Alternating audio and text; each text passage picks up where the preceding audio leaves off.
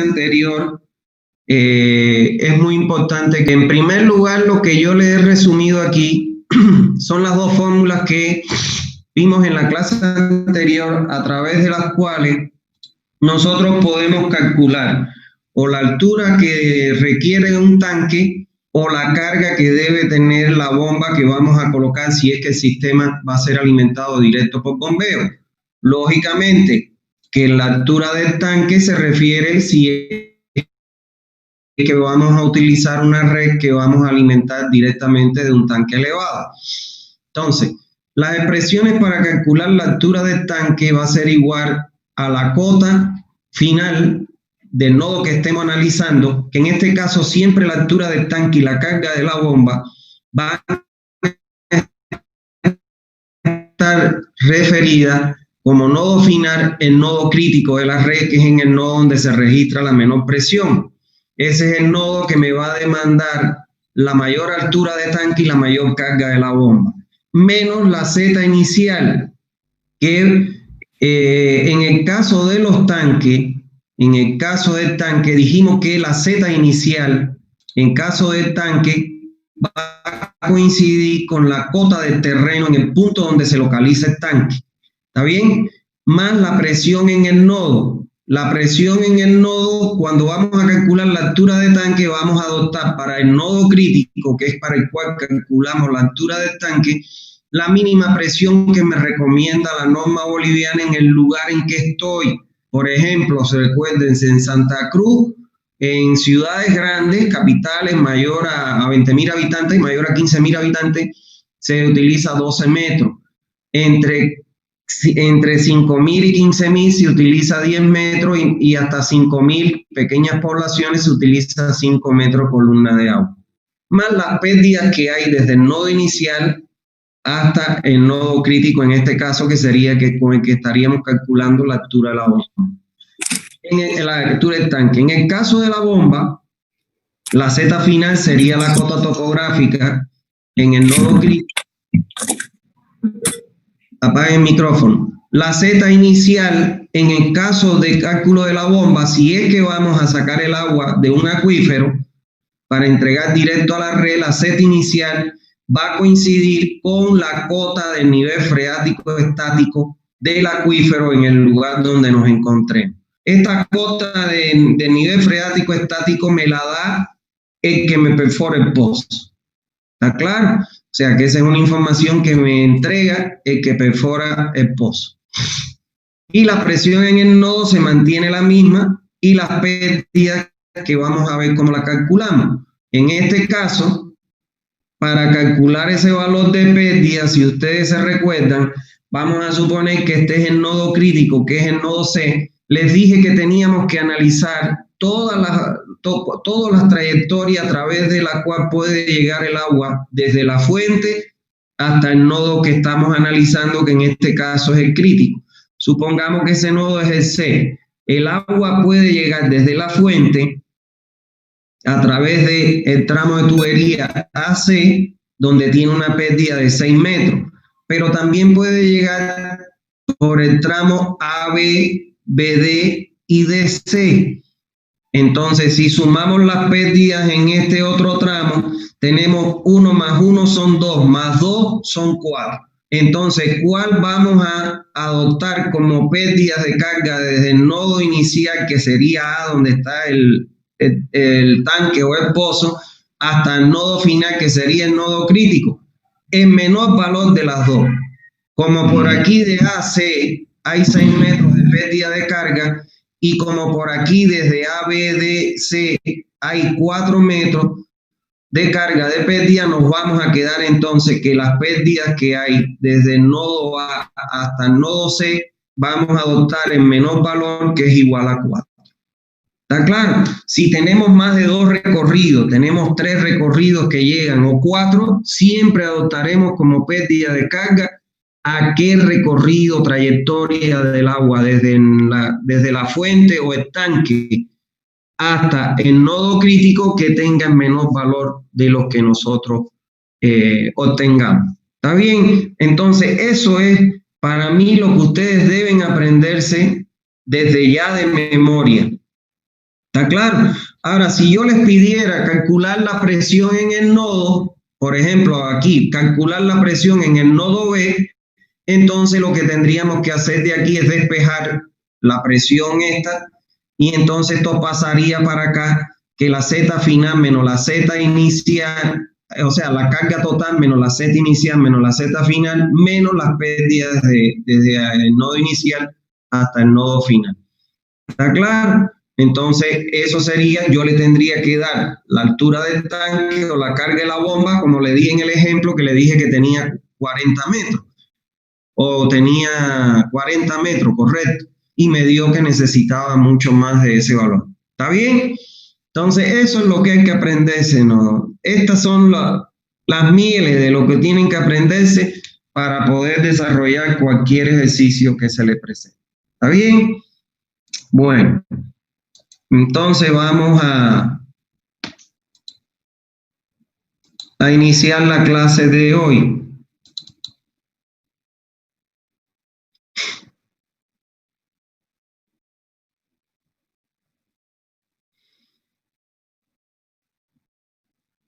En la clase de hoy vamos a estudiar las estaciones de bombeo.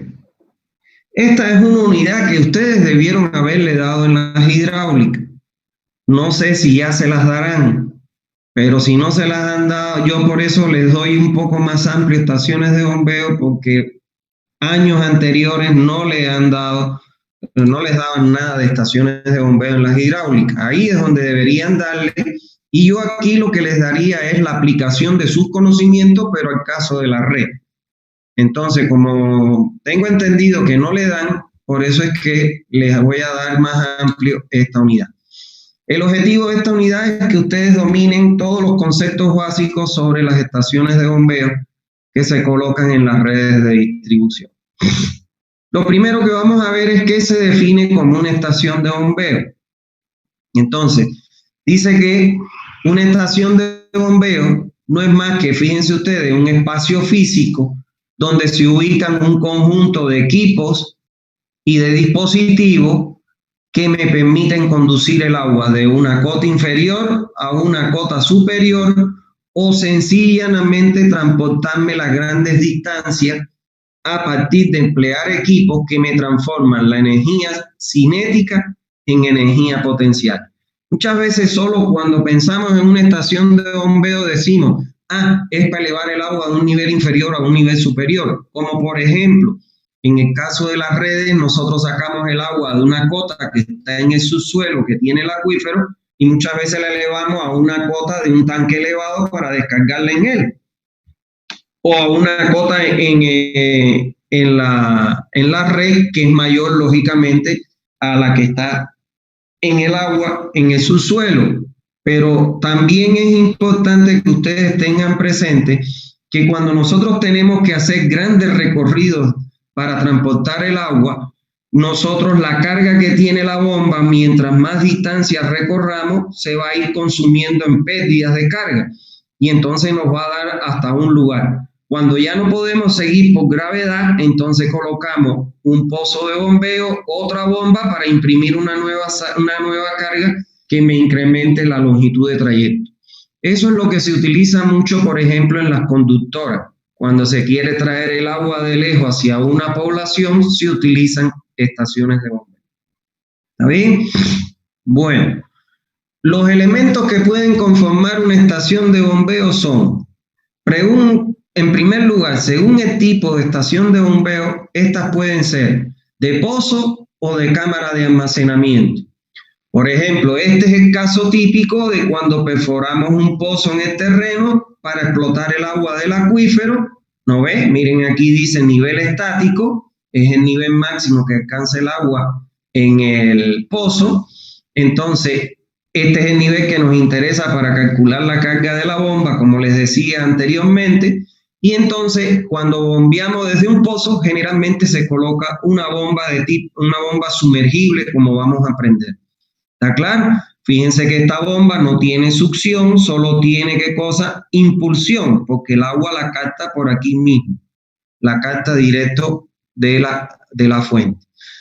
Y las cámaras, este es el caso típico que usamos nosotros en nuestras redes de agua potable. Y el otro es las cámaras de almacenamiento. Por ponerle un ejemplo, en los edificios altos hay una cisterna que se construye abajo en el terreno de abajo del edificio, se almacena el agua y de ahí se bombea directo a un tanque elevado que alimenta por gravedad todos los departamentos de esa edificación. Entonces, este es el caso de cámara de bombeo, o sea, es una cámara que nosotros construimos para almacenar agua y poder bombear a una cota más elevada. Ahora, la otra parte que puede componer una estación de bombeo es tubería de succión si corresponde. Vamos a ver que si yo coloco una bomba centrífuga, que es esta que está aquí, las bombas centrífugas son de eje horizontal. Estas bombas centrífugas tienen tuberías de succión y tuberías de impulsión.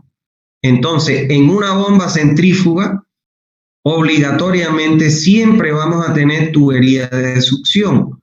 Pero fíjense ustedes aquí en la bomba sumergible, como ella está sumergida bajo el agua, no tiene tubería de succión, solo tiene tubería de impulsión. Por eso dice que otro elemento que compone una estación de bombeo es tubería de succión si corresponde. ¿Cuándo corresponde? En bomba centrífuga. En bomba sumergible, lógicamente, no hay tubería de succión, solo hay tubería de impulsión. El otro elemento son las tuberías de impulsión. No importa el tipo de bomba, esta tubería siempre la hay. Fíjense aquí, esta es la tubería de succión de una bomba centrífuga y esta es la de impulsión. Esta es la bomba y esta es la tubería de impulsión. Esta que se ve aquí, en color como amarillito así. ¿Está bien? Entonces, tubería de impulsión siempre va a haber en una estación de bombeo. Ahora, bombas y motores siempre es obligatorio en una estación de bombeo. ¿Qué cosa es una bomba? Esto es lo que es una bomba. Más adelante vamos a ver el concepto, ¿no? Pero esto es lo que viene a ser de la bomba. La bomba está compuesta por una carcasa, unos impelentes que hay en su interior, una tubería de entrada y una tubería de salida y un eje que mediante un sistema de coupling o acoplamiento se acopla al eje del motor. El motor es el que hace girar ese eje, este a su vez hace girar los impelentes internos que hay dentro de esta carcasa que provocan la succión y la impulsión del agua. Aquí esta es una bomba sumergible de las que usamos nosotros en las redes de agua potable. Esta bomba sumergible, como podemos ver aquí, consta de esto que están aquí es la bomba, esto que está aquí. Esto que está en blanco aquí con especie de una ranurita, esa es la criba de la succión. Y este es el motor de la bomba. O sea, que siempre la bomba tiene que estar acompañada de un motor. Una bomba sola por sí solo no funciona si no se le acopla al motor. Ahora, tienen que tener instrumentos de medición de caudal y válvulas de regulación de control. Miren acá, este es el macromedidor que se coloca para saber qué cosa, el caudal que estamos entregando a la red. Este es un medidor, un manómetro, aquí que no se nota mucho, pero es un manómetro donde se mide la carga que aunque está impulsando la bomba a la red. O sea, ahí podemos saber la carga que tiene la bomba que está impulsando. ¿Está claro? Y ahora, ¿tiene mecanismos de regulación? Sí. Miren, esta es una válvula ventosa. ¿Para qué? Para expulsar por aquí el aire que puede atrapar al momento de la succión. Y aquí vemos una válvula de regulación, que es una válvula de cortina, de compuerta, como ya vimos, de las que se utilizan en las redes, que me permite regular el paso del caudal hacia la red. Y esto que está aquí es una válvula, esta es la válvula de regulación y esta es la válvula de retención. Esta es la válvula de retención. La válvula de retención, ¿qué es lo que me permite? Me permite el paso en una sola dirección. O sea, cuando la bomba arranca, esta válvula de retención tiene una pequeña compuerta que cuando el agua pasa por ahí la levanta, pero cuando se apaga la bomba y el agua quiere retornar, la compuerta cierra y no permite que el agua pase hacia el interior y me ponga a trabajar los impelentes de la bomba al revés y se me pueda quemar el motor. Otra cosa que deben tener las estaciones de bombeo son mecanismos de control del nivel mínimo y máximo, que en este caso es parecido a lo que vimos en los tanques. Son unos flotadores que yo puedo colocar en el tanque de descarga y cuando llega al nivel mínimo le dice a la bomba que se arranque para poder llenar de nuevo, y cuando llega al nivel máximo le dice a la bomba que se apague para que no se produzca un exceso de agua en el tanque. Deben tener sistema de alimentación de energía, sobre todo esto está acoplado a los motores de las bombas. Tiene aquí para encendido, el verde es para encender y el rojo es para apagar. Y normalmente tienen aquí un botón que se puede poner manual o automático. Cuando va el encendido y el apagado de la bomba va a ser mediante un flotador, se coloca en automático. Cuando se va a encender y apagar por los botones, se pone en manual. ¿Está claro? Siempre tiene que darle las dos opciones, porque si se frega, por ejemplo, el mecanismo electrónico, entonces ahí viene el operario, lo pasa manual y apaga apretando el botón rojo. ¿Está bien? Bueno, debe tener también un sistema de ventilación e instalaciones para su operación y protección. Miren acá, estas ventanillas, acá adentro estarían los equipos de bombeo. Entonces, estas ventanillas para ventilar, ¿por qué? Porque los equipos, sobre todo los motores, se calientan y necesitan de esa ventilación. Cuando la bomba es sumergible, no hay problema, porque como está bajo agua, el agua le sirve como sistema de enfriamiento. Y además siempre se coloca una instalación, como podemos ver aquí, una caseta para proteger los equipos de bombeo de la intemperie. ¿Por qué? Porque el motor, si le llueve, se puede hacer un cortocircuito. Se necesita en la estación de bombeo un sistema de comunicación. ¿Qué es lo que sucede? Y es lo que vemos acá en Santa Cruz. Las oficinas están en un lugar, pero estas estaciones de bombeo pueden estar lejos de la oficina, no tienen por qué estar en el mismo lugar donde está la oficina. Y como aquí hay un operario, supongamos que un equipo se rompe, entonces el operario no va a ir hasta la oficina para decir, por favor, mándame el técnico para que pueda mirarme los equipos, que uno se ha parado. Entonces, con un sistema de comunicación telefónico, walkie-talkie, lo que sea, él puede avisar para que rápidamente venga el técnico y lo repare. Cerco de operación. Siempre las estaciones de bombeo deben tener, se le colocan cercas perimetrales. ¿Por qué? E inclusive que digan letreros: peligro, prohibido el paso, personas ajenas, alto voltaje, porque no es menos cierto que haya alto voltaje y cualquier persona que no conozca se puede electrocutar. Y deben tener también equipamiento para el montaje y mantenimiento. Generalmente, cuando son pozos someros hasta 10 metros, se tiene, como vemos aquí, un trípode, como mismo ustedes hacen para una prueba de CPT.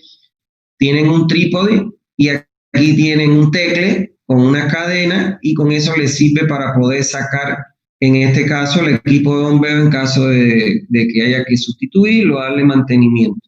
Y además deben tener, por ejemplo, las llaves que sean necesarias para zafar, los equipos, etc. ¿Está bien? Siempre tiene que haber un equipo mínimo de montaje para el mantenimiento y reparación.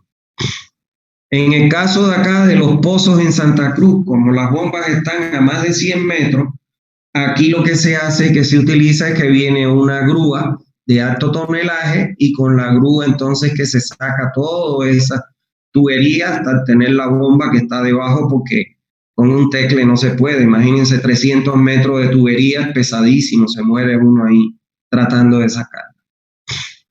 Bueno, vamos a ver qué recomendaciones me dan para la ubicación de las estaciones de bombeo. Bueno, en la selección del sitio donde se va a ubicar la estación de bombeo se debe tener en cuenta los siguientes aspectos. Primero, que tiene que tener fácil acceso. Es lógico. Desde el momento en que vamos a construir, nosotros tienen que llegar equipos o maquinarias pesadas para hacer las excavaciones, con materiales para hacer las casetas, etcétera. Y además, una vez que ya eso está construido, tiene que tener fácil acceso para que los operarios puedan llegar a operar el sistema. Segundo, deben tener protección para la calidad del agua. Y aquí me voy a venir atrás un momento, aquí lo vemos, ¿ven? Fíjense ustedes acá abajo que hay un bloque de hormigón aquí. Ese bloque de hormigón se le conoce con el nombre de un sello hidráulico y eso hace que impide que el agua de escurrimiento de la zona cercana al pozo pueda ingresar al pozo y contaminar. Entonces, por eso es que dice ahí que debe tener protección de la calidad del agua, o sea, un sello hidráulico que se hace de hormigón armado. Tercero, debe tener protección contra el nivel de crecida y áreas de inundación.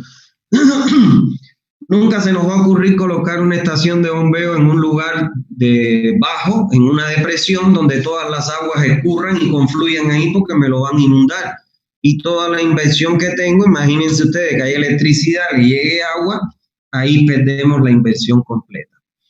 Por otro lado, que no tenga peligro de interrupción del servicio por incendio. O sea, no la voy a colocar en un lugar que por la vegetación, por las características, las sequedades de la zona, etcétera, se corre el riesgo que se produzcan incendios frecuentes porque también perdemos la inversión. Quinto, la voy a ubicar en un lugar que haya disponibilidad de energía eléctrica o de combustible. Bueno, preferiblemente energía eléctrica, o sea, que pase un tendido eléctrico aéreo cercano para de ahí sacar qué cosa, la electricidad que me va a mover los motores que a su vez me mueven los equipos de bombeo. En caso de no haber electricidad voy a tener que colocar un grupo electrógeno bomba, o sea, un generador que me pueda a partir de un combustible, ya sea gasolina, diésel, gas, etcétera, me pueda generar la energía suficiente para el equipamiento eléctrico que tengo.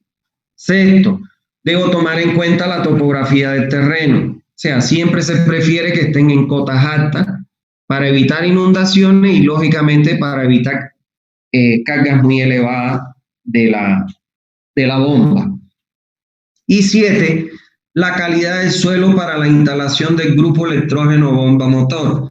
Como ustedes pueden ver ahí, se construye una caseta de bombeo, los equipos tienen un determinado peso, se produce una vibración por parte de esos equipos, entonces ustedes tienen que hacer los estudios de suelo para poder calcular las fundaciones que soporten estas estructuras.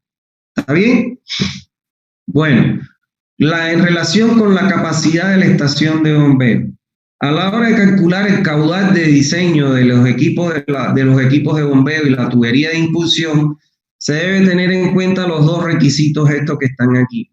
Primero, si incluye tanque, ¿qué quiere decir eso? Si yo voy a bombear de mi estación de bombeo a un tanque elevado, entonces en este caso el caudal de la bomba lo voy a determinar a partir de esta expresión. Va a ser igual al caudal máximo diario, que ya ustedes lo saben calcular, multiplicado 24 por N, donde N van a ser el número de horas de bombeo. Por ejemplo, normalmente si yo tengo un tanque elevado, entonces yo voy a calcular para el volumen que tengo, cuántas horas de bombeo tengo que tener para poder llenar ese volumen en el tanque. Y ese es el número de horas de bombeo que voy a colocar. Ahora, si no incluye tanque, quiere decir que voy a entregar directo por bombeo a la red. O sea, voy a sacar el agua del acuífero y lo voy a bombear directo a la red sin tanque porque las condiciones no me justifican colocar un tanque. Entonces, el caudal de la red con el que voy a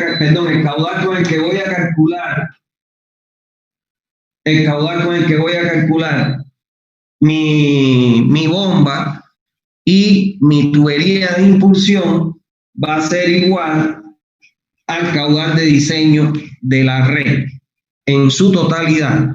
¿Por qué? Porque cuando yo tengo un tanque para almacenar, entonces no tengo que bombear todo el caudal.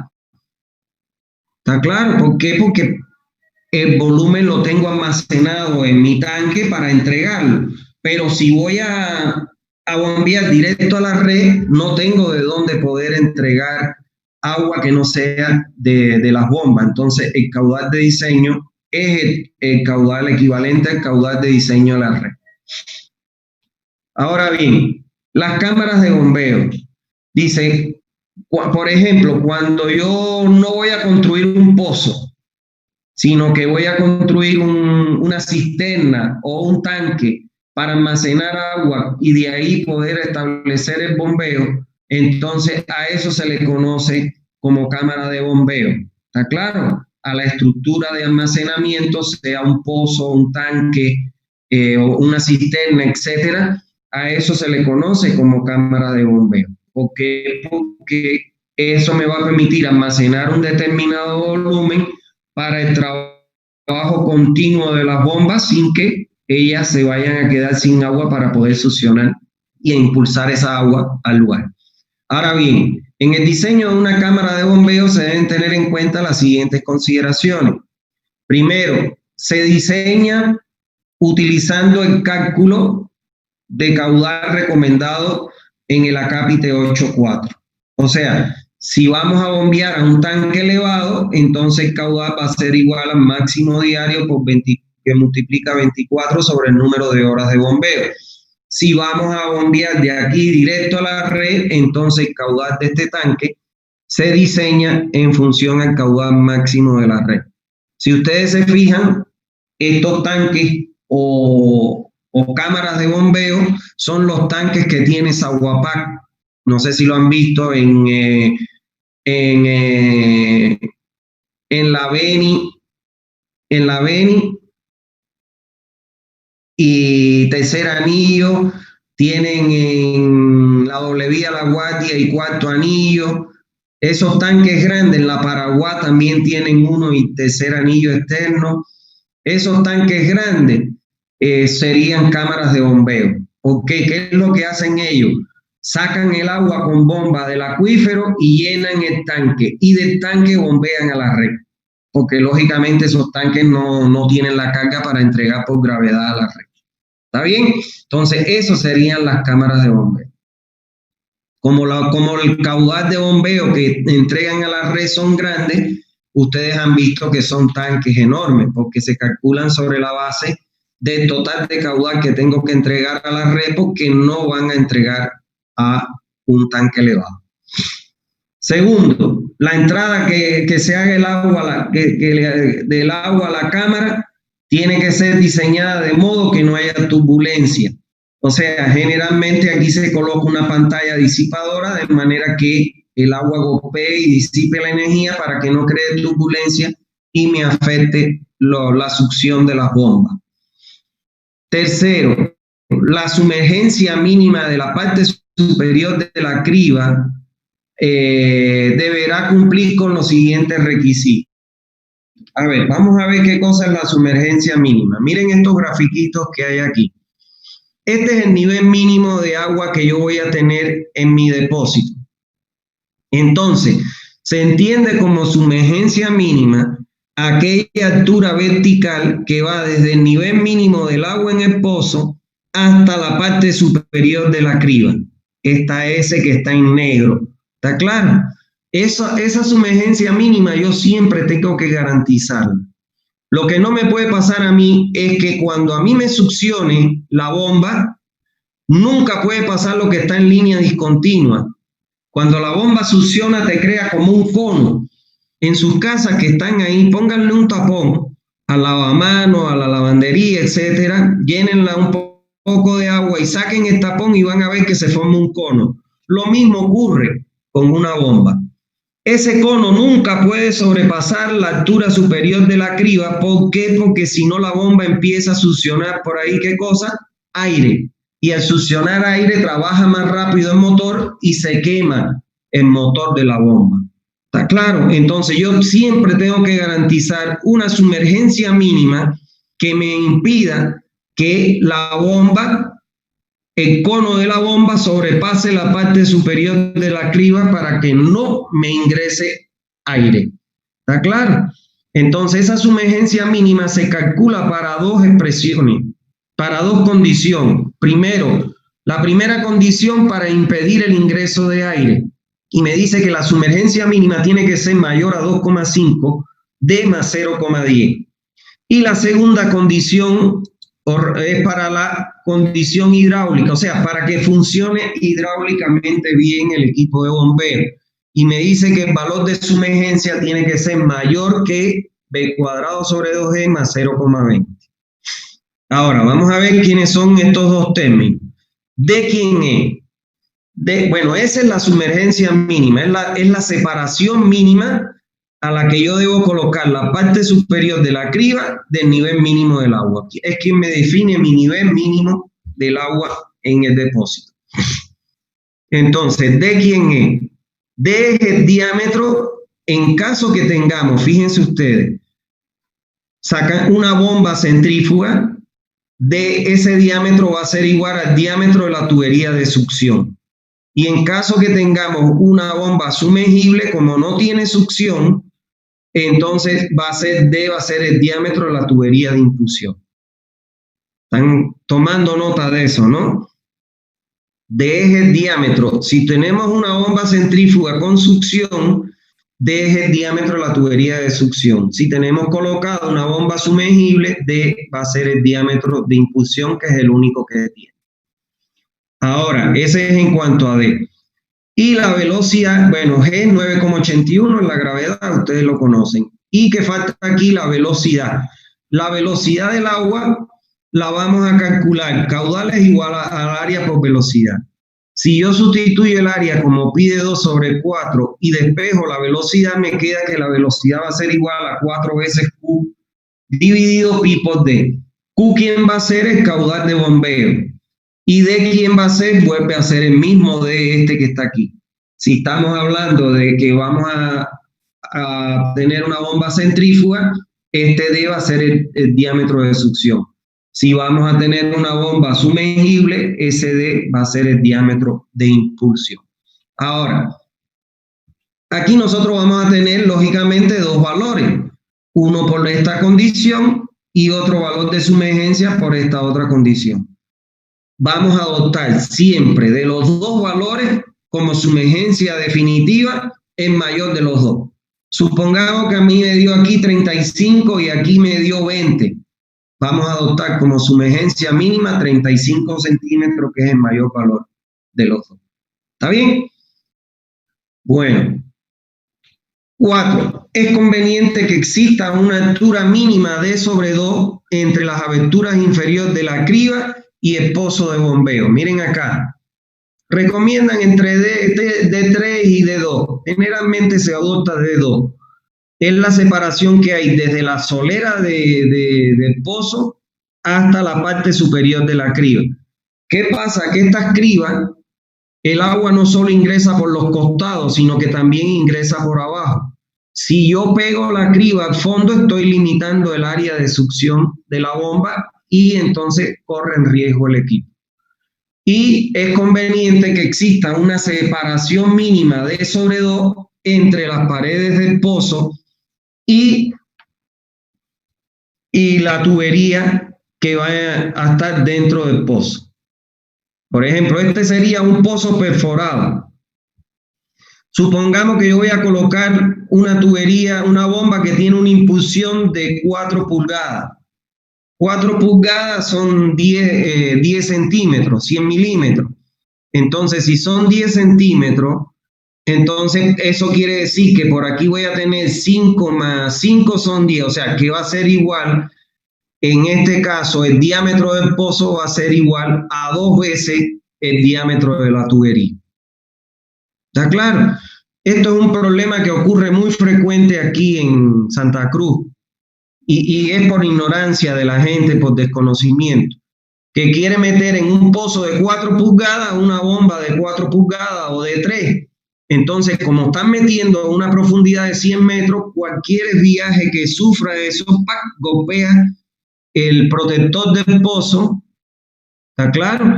Y como generalmente lo hacen de PVC, pues al romper el protector, el PVC, pues ya el pozo, la inversión que hiciste la perdiste total, porque por ahí ya se empieza a meter el terreno. ¿Está claro? Entonces, este es un requisito fundamental. El diámetro del pozo tiene que ser 2 veces el diámetro de la tubería de succión, de impulsión en este caso, perdón. ¿Está bien? Para garantizar una separación mínima de D sobre 2 a ambos lados. Sexto, en general deben evitarse los siguientes aspectos geométricos que pueden conducir un mal diseño. Primero, cambios bruscos en la dirección del flujo. O sea, el flujo yo no lo puedo poner que entre por aquí y que tenga recovecos, no. Siempre la tubería se ingresa por el eje del pozo, en cualquier dirección, pero por el eje. Pendientes pronunciadas de fondo, o sea, la pendiente del fondo de estos pozos o es horizontal o cuando se va a utilizar para hacer una limpieza, se le va a colocar una válvula, una tubería de limpieza, tiene que tener una pendiente del 1/1000 hacia la tubería de limpieza. No puede tener distribución asimétrica, o sea, siempre ingresa por el eje. ¿Está bien? La entrada al agua por bombeo no debe ser por encima de la superficie del agua. ¿Por qué? Porque si no el agua empieza a caer aquí, puede crear aquí turbulencia y puede afectar la succión de la bomba. Generalmente se coloca coincidiendo el eje de la tubería con el nivel máximo del agua almacenada en el pozo. Y se colocan pantallas disipadoras para evitar entradas con mucha energía, como le dije, que puedan crear turbulencia en el flujo almacenado. 7. En función a la calidad del agua y a fin de no dañar la bomba, deben preverse rejillas de protección y desarenador. O sea, siempre se prevén al ingreso del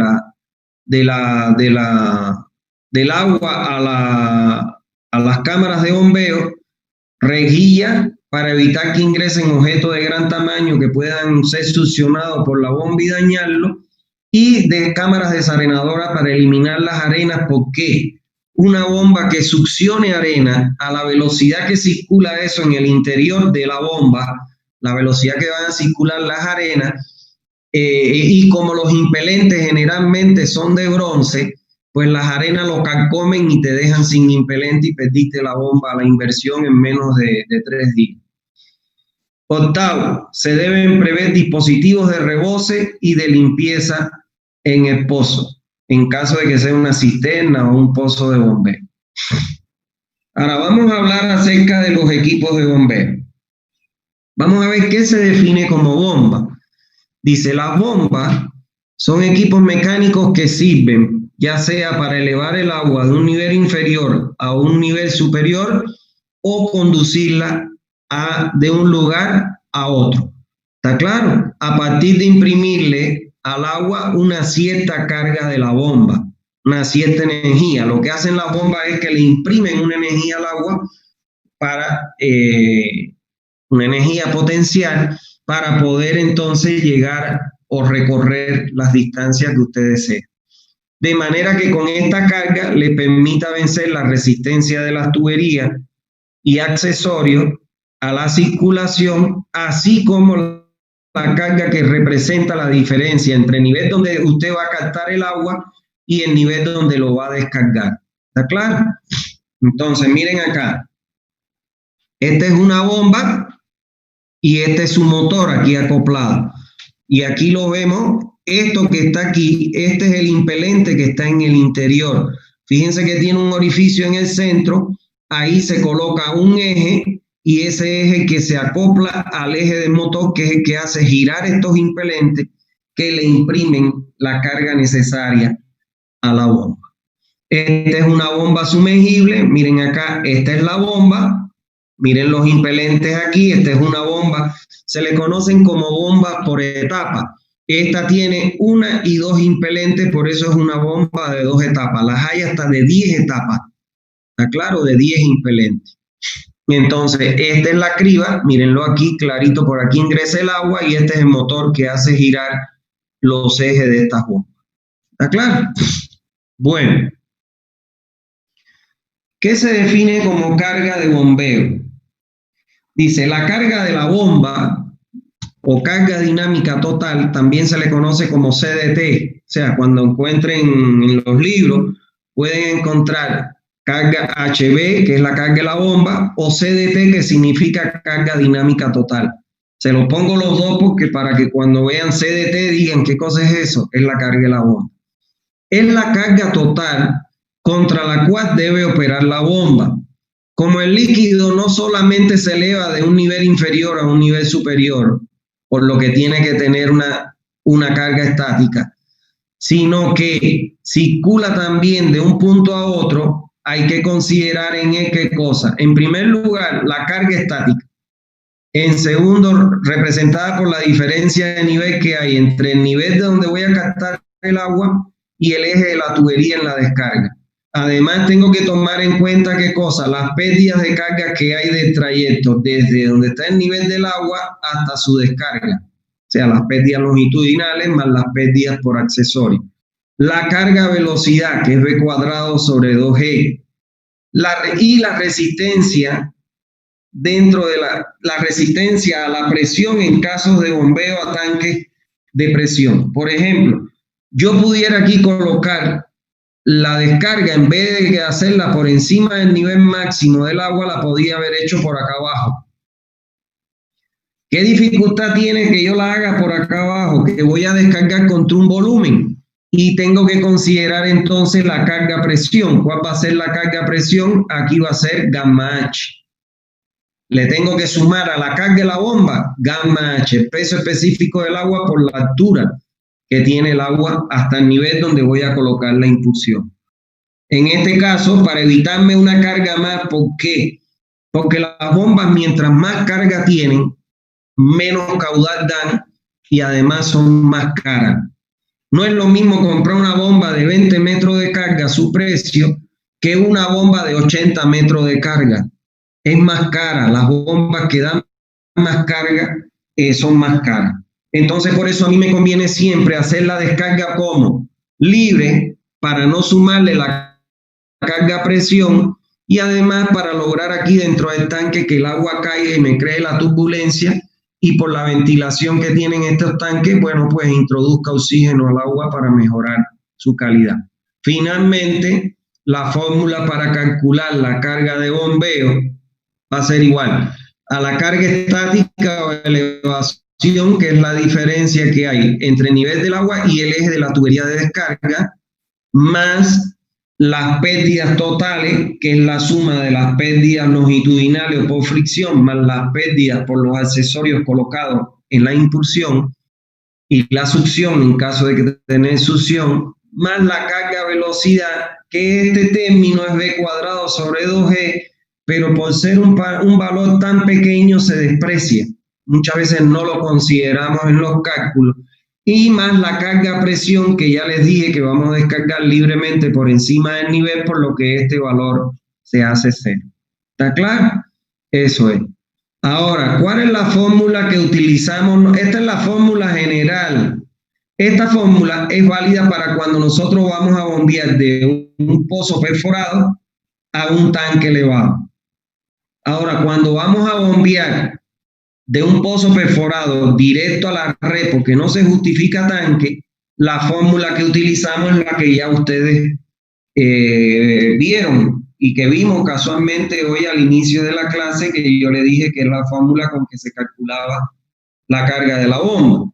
Y esa fórmula para calcular la carga de la bomba en redes, cuando en bombeo es directo de la fuente a la red, es igual a ¿quién? A la cota topográfica en el nodo crítico. Recuérdense que la carga de la bomba siempre me la va a dar el nodo crítico, menos la cota de la fuente. En este caso, como estamos hablando de carga de bomba, entonces la cota inicial mía de la fuente va a ser la cota del nivel freático estático. ¿Por qué? Porque la bomba me tiene que elevar el agua desde esta cota, desde esta cota hasta acá, para de aquí entonces seguir su entrega. más la presión mínima. Eso va a depender del lugar donde nos encontremos. Por ejemplo, en Santa Cruz serían 12 metros, más las pérdidas que hay desde donde se localiza la estación de bombeo hasta donde está el nodo crítico, y más las pérdidas en la conductora. En caso que la estación de bombeo esté fuera de la red, entonces tenemos que sumarle las pérdidas de la conductora hasta el nodo inicial y del nodo inicial hasta el nodo crítico.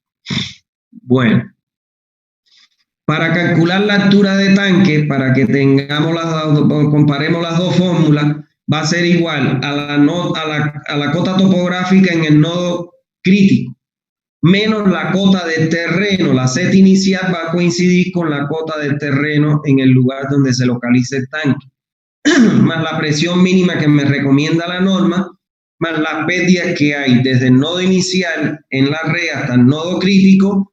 Y si el tanque estuviera alejado y hay una conductora, le tengo que sumar las pérdidas además de esa conductora. Por eso es que los tanques siempre se prefieren que estén dentro de la red, para no tener que sumarle esta pérdida de carga, que lo único que hace es que se transforma en mayor altura y mayor costo del tanque. ¿Está bien? Bueno, vamos a ver algunos factores a considerar en la selección de la bomba. En primer lugar, a la hora de seleccionar de la bomba, yo tengo que tener en cuenta el tipo de bombeo. Por ejemplo, si voy a bombear desde una cisterna, generalmente me conviene más utilizar bombas centrífugas. ¿Por qué? Porque las bombas centrífugas van a colocarse fuera de la cisterna en caso de mantenimiento, operación. Si la tuviera una bomba sumergible dentro de la cisterna, tendría que vaciar la cisterna para poder sacar ese equipo. Mientras si lo tengo acá afuera, entonces no tengo necesidad de eso. Ahora, si voy a bombear desde un pozo profundo del acuífero, entonces en ese caso lo que más me conviene utilizar a mí es la bomba sumergible. Recuérdense que estas bombas centrífugas, o se lo estoy diciendo, no sé si se lo dije alguna vez, no pueden succionar a alturas mayores a los 10 metros. Y generalmente eso se transforma en unos 8 metros. La operación de trabajo de las bombas. O sea, cuando voy a colocar más de un equipo de bombeo, yo tengo que ver si la bomba, si yo quiero aumentar la carga de una bomba, ¿está claro? Supongamos que yo tengo la bomba A y la bomba B, que las dos son iguales, y esta es la curva de las dos bombas, porque son igualitas. Pero vamos a suponer que estas bombas, yo necesito 30 metros de carga, y vamos a poner un ejemplo, necesito 30 metros de carga y necesito 5 litros por segundo de caudal. Vamos a suponer que cada bomba me da 5 litros, pero me da 15 metros. Esta me da 5 y 15 metros de carga. Si yo las pongo a trabajar individualmente, no me sirven, porque me va a dar los 5 litros que necesito, pero me va a elevar solamente 15 metros y yo necesito 30. ¿Cómo yo resuelvo eso? Las coloco en serie. Fíjense que las bombas en serie, ¿qué es lo que me hacen? Me mantienen para un mismo caudal, lo que me hace es que me duplica la carga. O sea, ¿qué significa eso? Pongo la bomba A succionar los 5 litros que necesito. La impulsión de la bomba A la conecto a la succión de la bomba B. O sea, la bomba B no la tengo succionando, sino solamente la conecto a la impulsión de la bomba A. ¿Esto qué hace aquí? Y la impulsión de la bomba B ya va al lugar de destino.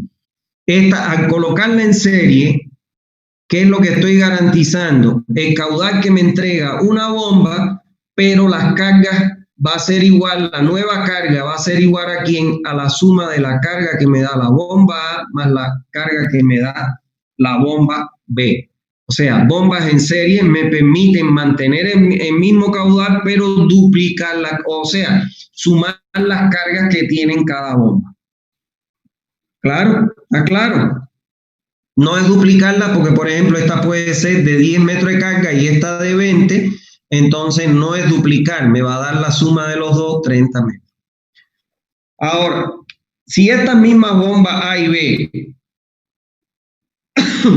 yo necesito 15 metros de carga, pero necesito 10 litros y la bomba A me da 15 metros de carga, pero me da 5 litros, y la B me da 15 metros de carga, pero me da 5 litros, como yo necesito 10, ninguna de las dos por sí sola me resuelve el problema, porque me da la carga, pero no me da el caudal. Entonces, ahí yo las puedo poner a trabajar en paralelo. ¿Qué significa? Las dos las pongo a succionar para que por aquí saque 5 litros que me entregue esta bomba, más los 5 litros que me entregue esta bomba, y uno las tuberías de impulsión, con lo cual aquí se suman los 5 litros que vienen de esta, más los 5 de aquí, por aquí pasan los 10 que necesito. Y como ellas me dan 15 metros y yo necesito 15 metros, perfecto. O sea, bombas en paralelo, se suman los caudales y se mantiene la carga de la bomba. Bombas en serie, se mantiene el caudal que entrega la bomba, pero se suman, ¿qué cosa? Las cargas que me dan cada una de ellas. ¿Está bien? Esto es muy importante. Esto es muy importante porque si yo, hay veces que tengo en almacén, tengo dos bombas y cada una de ellas de por sí no me sirve, pero ya ustedes han aprendido que si yo las combino en serie, logro tener ¿qué cosa? El caudal que me da la bomba más la suma de las cargas. O sea, se me suman las cargas. Y si las coloco en paralelo, logro tener la carga que me dan las bombas, pero le sumo los caudales que aportan cada una de ellas. El número de unidades. O sea, otro elemento que tengo que tener en cuenta a la hora de colocar en una estación es el número de unidades. Este número de unidades vamos a ver ahorita que me lo da aquí en la norma boliviana. Más adelante lo vamos a ver. Por otro lado, necesito conocer el caudal que tengo que entregar. Ese ya yo lo calculo, que es el caudal de la red. Y por otro lado, tengo que conocer la carga dinámica de la bomba, que la calculo por la expresión a partir de haber considerado o haber realizado el Hardy-Cross.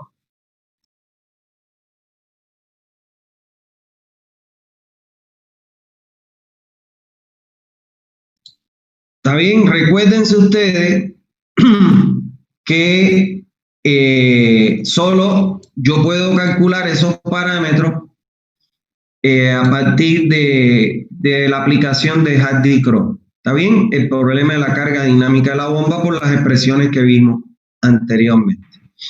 Por otro lado, en una estación de bombeo necesito definir qué tipo de eje de bomba voy a tener.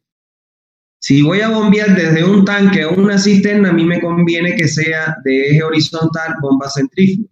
Si voy a bombear del acuífero a partir de un pozo perforado, a mí me conviene que sea de eje vertical, o sea, una bomba sumergida. Por otro lado, tengo que tener en cuenta la disponibilidad de espacio. ¿Por qué? Porque ahí yo tengo que colocar, ¿qué cosa? Una caseta de operación de los equipos que hay en su interior. Ahora bien, vamos a ver cómo yo defino las unidades de bombeo que deben preverse en una estación de bombeo. ¿Qué me dice la norma boliviana? La norma boliviana dice que las unidades se especificarán por lo menos para 2 etapas, de acuerdo con la duración esperada de los equipos y el periodo total de diseño de la estación de bombeo. Vamos a suponer que yo he diseñado una red para 30 años. ¿Quién me define las etapas? En este caso, porque yo para definir las unidades de bombeo, me lo define la duración de un equipo de bombeo. Se estima que cualquier equipo de bombeo, su duración máxima finiquita o su vida útil termina a los 10 años. O sea, una bomba tú la puedes explotar continuo hasta 10 años. Está claro, ya después de los 10 años ya la bomba comienza a fallar. Entonces, como yo estoy diseñando una red para 30 años, entonces, ¿qué me dice la norma? Que por lo menos usted me debe especificar las unidades para 2 etapas. Supongamos que yo calculo una bomba para poder dotar el caudal de la población que se me va a asentar en los 10 primeros años. ¿No ve? Para esa población que se me va a asentar en los 10 primeros años, yo calculo mi caudal. Y ese caudal voy a comprar una bomba que me entregue ese caudal con la carga que me demanda, ¿no? La red. Ahora, ¿qué va a pasar? Cuando llegue el año 10, o sea, antes del año 10, ya yo en el año 8, estoy ¿qué cosa? Estoy pensando ya en comprar ¿qué cosa? La reposición de la bomba 1 para que me siga alimentando esta población de 0 a 10, porque ya la bomba 1, como llegó a sus 10 años, su vida útil, ya tengo que reponerla. Pero además ya tengo que implementar otro nuevo equipo de bombeo para satisfacer la demanda de la población del año 10 al año 20. Eso hasta la segunda etapa dice la norma que debe usted programarlo. Pero lo puede programar para el tercero porque no es muy difícil. Porque usted dice aquí, en el año 20, ¿qué tengo que hacer? Reponer la bomba 1 para seguir entregándole agua a esta población de 0 a 10. Reponer la bomba 2 para entregar la población que se asienta entre el año 10 y el 20. Pero además tengo ya que implementar un nuevo equipo que es la bomba 3 para alimentar la gente que se va a asentar en el año de 20 a 30. Y entonces ya a partir del año 30 y cada 10 años, lo que tengo que hacer es reponer la bomba 1, reponer la bomba 2 y reponer la bomba 3. ¿Está claro?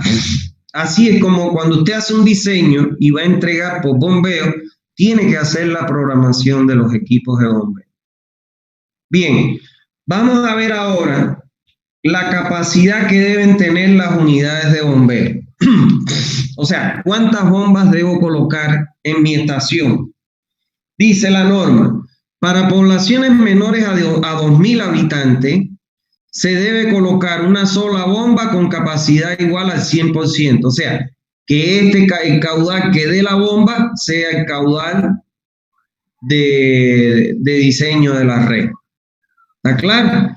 Ahora, para poblaciones entre 2.000 y 5.000, usted debe utilizar, previo a un análisis técnico-económico, cuál de las dos alternativas de esta va a utilizar.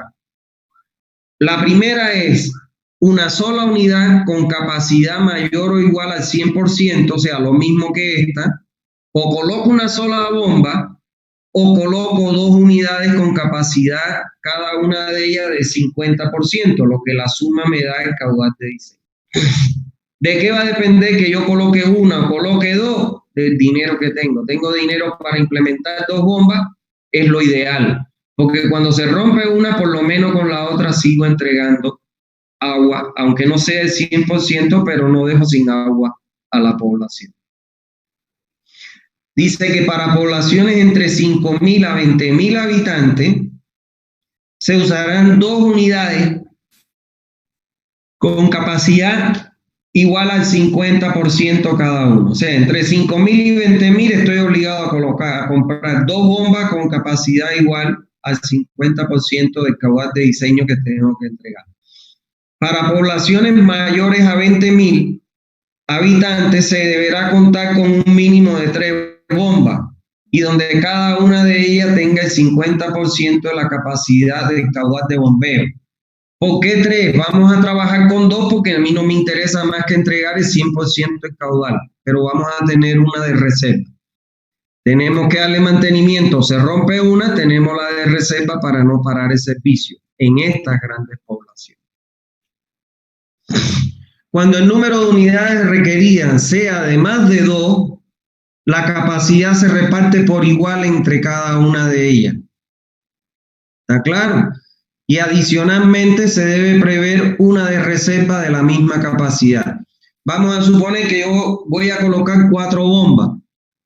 La capacidad la debo repartir entre cada una de ellas. Cada bomba me va a entregar el 25%. Y una con el mismo porcentaje, con el mismo caudal de reserva para que si se rompe una, reponerla con esta otra. Las unidades de bombeo deben ser iguales entre sí.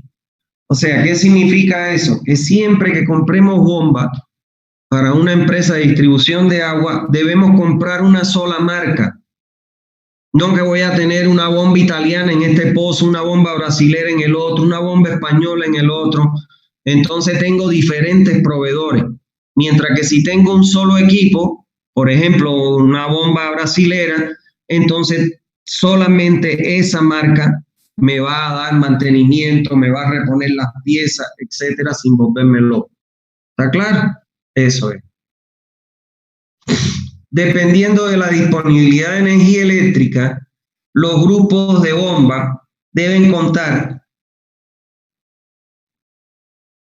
con facilidades de trabajar o con energía proveniente de grupos electrógenos o con energía eléctrica, con sus correspondientes tableros de control con transferencia tanto manual como automática. Yo voy a poner un tablero de control donde yo aquí voy a poner, vamos a suponer, lo ideal es que yo tenga energía eléctrica. Pero ¿qué puede pasar? Una falla y un corte de servicio eléctrico, entonces ahí que se active directamente un generador, como ocurre en los hospitales, etcétera, en los edificios, etcétera, que se se corta la energía eléctrica, pero se arranca un generador para seguir prestando el servicio. Bien, vamos a hablar ahora acerca de la posición e instalación de las bombas. La posición horizontal de una bomba se instalan con el grupo motor bomba en ambiente seco, o sea, fuera del agua. ¿Está claro? Y deberá reducirse en lo posible la altura de succión, que es la distancia medida verticalmente desde el nivel del agua hasta el eje de la bomba, el eje de la tubería de succión, deberá reducirse que nunca supere esta altura de elevación más de 6 o 8 metros. Cuando ocurre eso, se corre el riesgo de cavitación en la bomba y su destrucción. ¿Está claro? Por eso es que en pozos profundos, donde tengo que captar el agua, por decirte, a 40, 50 metros, no me conviene colocar bombas centrífugas, porque corre el riesgo de que cavite el equipo. Ahora, la posición vertical se utiliza en pozos perforados, o sea, para explotar el agua del acuífero. ¿Por qué? Porque aquí el equipo de bombeo tiene carga neta positiva, o sea, está trabajando sumergido y no tengo el problema de peligro de cavitación. ¿Está claro? Ahora, las bombas sumergibles, las primeras que se construyeron, eran de este tipo. La bomba se colocaba abajo y el motor estaba arriba. ¿Qué pasó? Que estas bombas tenían un eje muy largo para poder hacer accionar los impelentes de las bombas.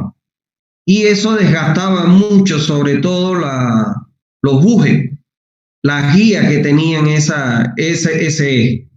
Entonces esto ya se eliminó y se sustituyó por la combinación bomba y motor sumergible, donde ya los ejes son cortos, porque la bomba está ahí acoplada al motor, y lógicamente que ya no hay ese problema de que los ejes se puedan los desgastes de los bujes, que eso obligaba a mantenimientos muy frecuentes. Bueno, o sea que cuando vamos a sacar agua de un tanque, de una cisterna, de un tanque o de un pozo de bombeo, es más conveniente usar las bombas centrífugas de eje horizontal.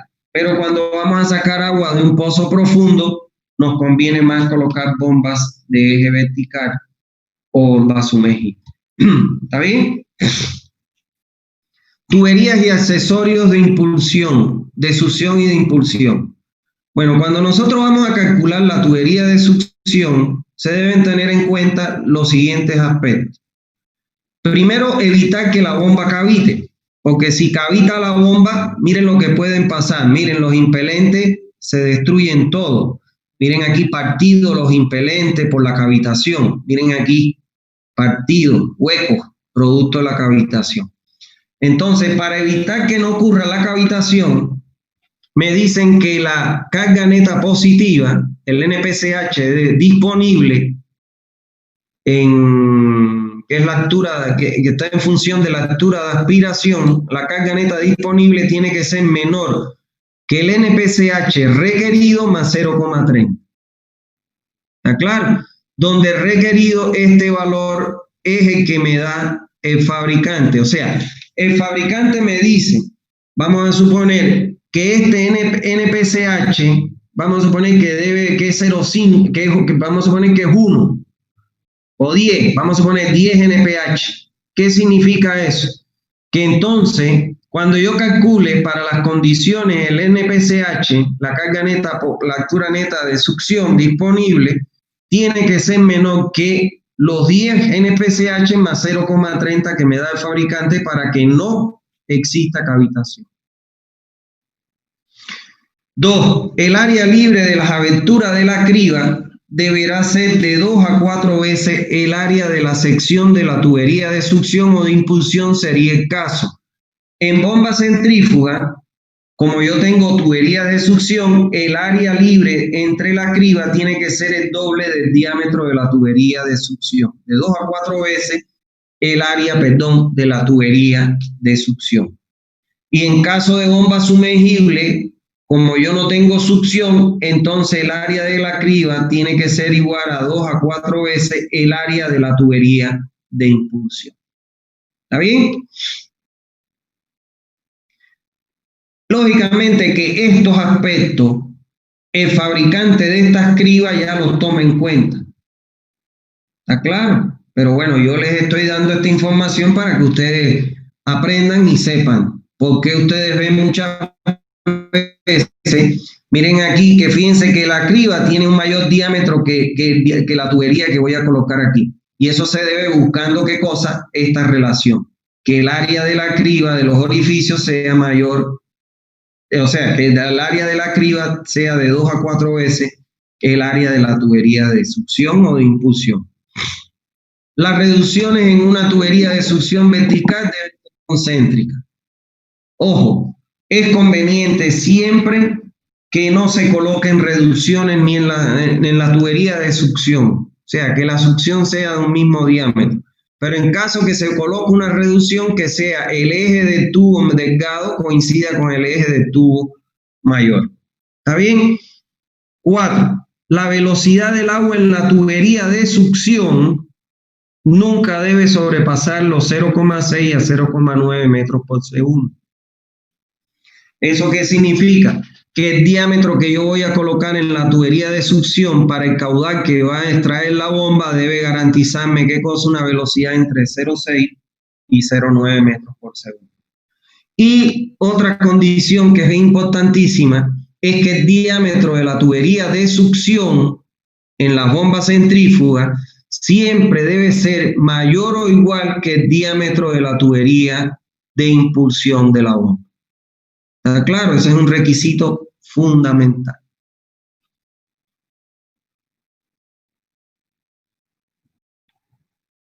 Sexto, en una tubería cuya succión trabaja con carga positiva, se instalará una válvula de compuerta. Miren acá, este puede ser una cisterna y yo coloco la tubería en una cámara colindante a la cisterna y esto me garantiza a mí ¿qué cosa? Una carga neta positiva. Entonces, cuando tengo esto, yo tengo que colocar una válvula de compuerta aquí, porque cuando termine el bombeo, tengo que cerrar esta válvula. Porque si la dejo abierta, esta carga todo el tiempo me está moviendo los impelentes de esta bomba y me puede afectar el motor. Ahora, en una tubería de succión con carga neta negativa, porque fíjense que aquí esta es la bomba y tiene que la carga que tiene que succionar, que es negativa, el agua tiene que ser levantada de este nivel hasta este eje. Entonces ahí hay una carga neta negativa. Entonces debe instalarse una válvula de retención. Normalmente, miren ustedes, esta es la criba y esta es la válvula de retención vertical. Esta válvula, ¿qué permite? Cuando la bomba succiona el agua, abre la válvula para que el agua pase y vaya a su destino. Pero cuando usted apaga la bomba, esta válvula no deja que el agua que retrocede vaya a parar al tanque, con lo que mantiene, en el término que se dice, cebada la tubería llena de agua. Si yo no tuviera esta válvula, el agua, cuando usted apaga la bomba, toda esta agua se escapa por aquí y entonces no va a tener cebada la tubería. Y al momento de arrancar la tubería la va a tener que llenar de agua, porque si trabaja succionando vacío, aire en vez de agua, se puede quemar el motor. Por eso se le coloca esta válvula de retención vertical. Vamos a ver ahora qué características tienen las tuberías y los accesorios de impulsión en la impulsión de las bombas. Dice: en el diseño y cálculo de las tuberías de impulsión se deberán tomar en cuenta los siguientes aspectos. En primer lugar, se debe considerar el fenómeno del golpe de ariete y, en consecuencia, dotar al sistema de válvulas contra el ariete, que se llaman válvulas de ariete. Miren acá, si yo tengo aquí, esto está cerrado, este flujo está sin movimiento, en reposo. Pero cuando yo abro aquí y empieza una bomba a funcionar, el flujo va en esta dirección con la energía que le imprime la bomba. Ahora, si yo de golpe cierro esto, entonces este flujo que tenía esta dirección va a retornar o tratar de retornar, y entonces empieza a hacer una sonda así. Esas ondas golpean las paredes del ariete, de la tubería, perdón, y se conocen, al golpe que le dan a las paredes se conoce como el golpe de ariete. Y miren lo que les puede hacer a una tubería, miren, agujerearla, destruir, miren una tapa destruida, etcétera. O sea, y los golpes, si están atravesando un muro, te pueden rajar tranquilamente la estructura. ¿Está bien? Entonces se coloca una válvula de este tipo. ¿Qué significa? Cuando el agua viene para acá con mucha energía, esto tiene un resorte. Y entonces esto tiene que vencer la presión que le ejerce el resorte, y ahí entonces se disipa la energía y hace que no regrese con energía hacia atrás. Son válvulas que usted la compra en el mercado. Bueno. 2. A la salida de toda bomba se debe colocar una válvula de retención y una de compuerta. Miren acá, la válvula de retención tiene una compuerta que, si el flujo viene para acá en esta dirección, empuja la compuerta hacia arriba y pasa. Pero cuando yo apago la bomba y él quiere retroceder, esta compuerta baja y no se lo permite. Eso me hace evitar, ¿qué cosa? El trabajo a la inversa de los motores de las bombas y de los impelentes, y a su vez del motor de la bomba, y me lo queme. Y bueno, válvulas de compuerta de regulación para regular el paso del caudal. Se deben considerar instalaciones de uniones flexibles a fin de evitar los efectos de vibración. Y para ello se coloca este tipo de juntas, que son las juntas Gilbao en las estaciones de bomberos. Estas juntas, en su interior, aquí, en su interior, tienen un anillo de goma, este que se ve aquí. Y cuando se zafan aquí y se mete una parte en una tubería y otra parte en otra, y aquí donde está esto, entra queda dentro la unión de las dos tuberías. La vibración que traiga, por ejemplo, el agua en esta tubería, la va a absorber la junta de goma que tiene aquí, igual, y no se la va a transmitir al resto de la instalación, y viceversa, igual.